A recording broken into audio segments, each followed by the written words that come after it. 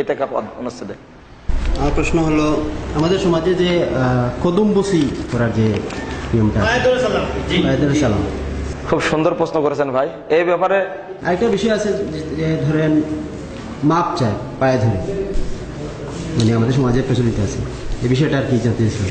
হ্যাঁ, দুইটা বিষয়। কদম বুচি যেটা, আপনি বিয়ে করে নিয়ে আসার পরে বৌমা যদি শাশুড়ির কদম বুচি না করে তাহলে ও বউটা বেয়াদব, তাই না? ও বউটাই হলো ভালো বউ, ও স্ত্রী ভালো। পীর সাহেবরা এই বুদ্ধিটা শিখা দিয়েছে।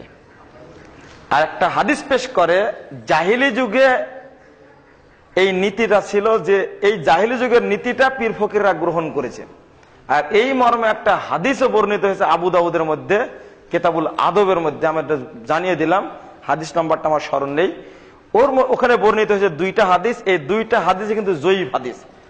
আপনারা কোনো পীর বা ফকির সাহেব বলে দিতে পারে তো হাদিস আছে আল্লাহ নবীর পায়ে চুম্বন করেছে, সুতরাং এটা জায়েজ তো, যে না, একদিক থেকে ওইটা হলো জাহিলি যুগের নীতি, দ্বিতীয়ত হাদিস যেটা কি জয়ীফ, এটা চলবে না। আর একটি পায়ে ধরে ক্ষমা চাওয়া, এটা বাংলাদেশের সুন্নাত। এটা মানে মানুষ যে কোনো কাজ করতে গিয়ে অপরাধ করলে যে যতটা অপরাধ করে তার তত, অপরাধ যদি একটু ভালো হয় তাহলে হাত ধরবে, আর যদি অপরাধ খুবই খারাপ হয় সঙ্গে সঙ্গে কি ধরে, পা ধরে। এ সুন্নাতে বাংলাদেশিয়া এটা। হ্যাঁ, এটা ঠিক নয়, যেটা শাস্তি সেটা হওয়া উচিত। আর এটা থেকেই কদম বুচির সুন্নাত যেন চালু না হয়। বলেন। রাসূল সাল্লাল্লাহু আলাইহি ওয়াসাল্লামের মৃত্যুর প্রায় 3 দিন 3 রাত থাকে দাফন